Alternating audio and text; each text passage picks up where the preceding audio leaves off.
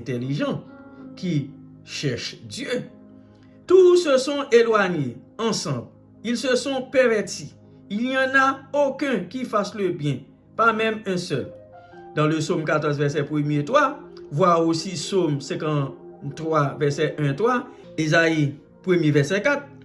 Dans l'Ancien Testament, mes bien-aimés, la corruption peut se référer à la décomposition physique de manière littérale. Job 17, verset 14, psaume 16, verset 10. Mais le plus souvent, la corruption est utilisée au sens figuré pour désigner la corruption morale et la dépravation. Exode 32, verset 7, Osée 9, verset 9.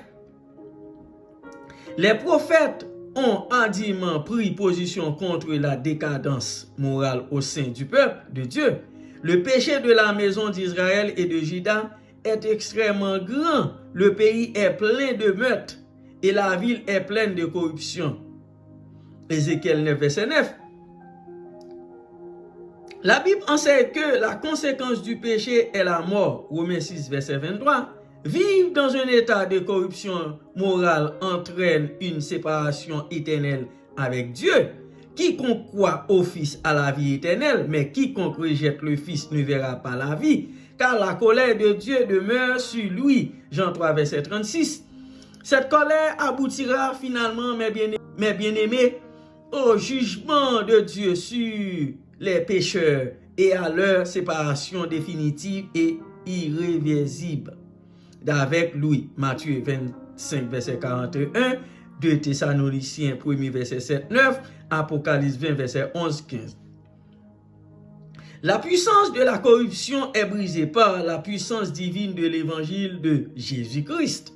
Que la grâce et la paix vous soient données en abondance par la connaissance de Dieu et de Jésus notre Seigneur. Sa puissance divine nous a donné tout ce dont nous avons besoin pour une vie pieuse par la puissance de celui qui nous a appelés par sa gloire et sa bonté. C'est par elle qu'il nous a donné ces très grandes et très précieuses promesses afin que vous participiez à la nature divine. En échappant à la corruption du monde causée par les mauvais désirs, 2 Pierre 1 verset 2-4, lorsque nous apprenons à connaître Jésus-Christ, nous nous engageons dans une relation personnelle avec lui. Plus cette relation grandit, mieux nous comprenons qui est Jésus et ce qu'il a fait pour nous. Nous commençons à saisir ce que sa puissance divine a accompli pour nous. L'une des promesses de Jésus à